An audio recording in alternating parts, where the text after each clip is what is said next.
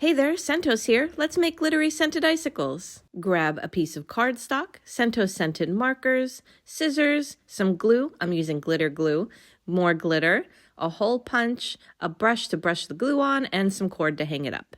To start, draw some triangles on your cardstock. They don't have to be perfect, just like real-life icicles, but they are triangular.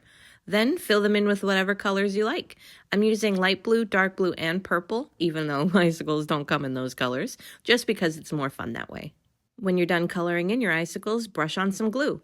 I'm using glitter glue and adding extra glitter on top, but you can use clear glue or regular old white glue. If you don't have any glitter handy, you can even use salt on top to give it the nice sparkly, glittery, icy effect. Once you're done adding your glitter, make sure you let it dry fully before you go on to the next step. And the next step is cut them out. Once all the icicles are cut out, take your hole punch and punch a hole on top so you can add the cord to hang them up. And then once all the cords are attached, there's only one more step, and that's to fold them back and forth like this to give each icicle a jagged, icy crystal effect, just like real-life icicles. If you'd like to make your own icicles, you can get our markers at shopscentos.com. Have fun!